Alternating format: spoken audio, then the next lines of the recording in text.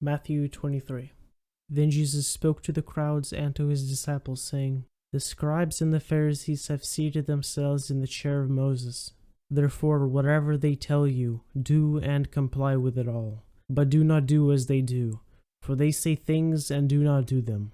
And they tie up heavy burdens and lay them on people's shoulders, but they themselves are unwilling to move them with so much as their finger. And they do all their deeds to be noticed by other people, for they broaden their philanthropies and lengthen the tassels of their garments. And they love the place of honor at banquets and the seats of honor in the synagogues, and personal greetings in the marketplaces, and being called rabbi by the people. But as for you, do not be called rabbi, for only one is your teacher, and you are all brothers and sisters. And do not call anyone on earth your father, for only one is your Father, he who is in heaven. And do not be called leaders, for only one is your leader, that is Christ. But the greatest of you shall be your servant. Whoever exalts himself shall be humbled, and whoever humbles himself shall be exalted. But woe to you, scribes and Pharisees, hypocrites, because you shut the kingdom of heaven in front of people. For you do not enter it yourselves, nor do you allow those who are entering to go in. Woe to you, scribes and Pharisees, hypocrites, because you travel around on sea and land to make one proselyte, and when he becomes one, you make him twice as much a son of hell as yourselves.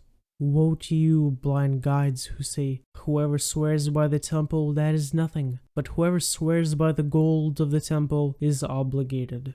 You fools and blind men, which is more important, the gold or the temple that sanctifies the gold? And you say, Whoever swears by the altar, that is nothing, but whoever swears by the offering that is on it is obligated.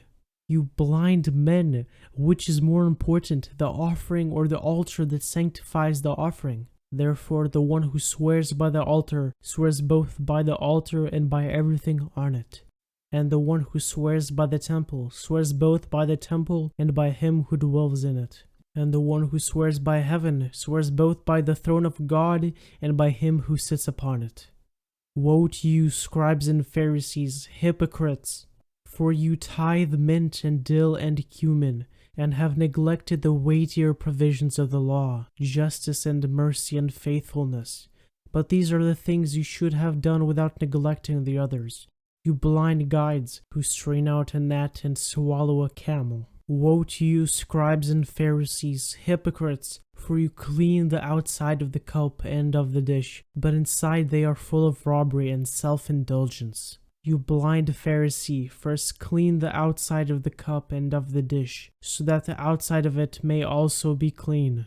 Woe to you, scribes and Pharisees, hypocrites! For you are like whitewashed tombs, which on the outside appear beautiful, but inside they are full of dead men's bones and all uncleanness. So you too outwardly appear righteous to people, but inwardly you are full of hypocrisy and lawlessness.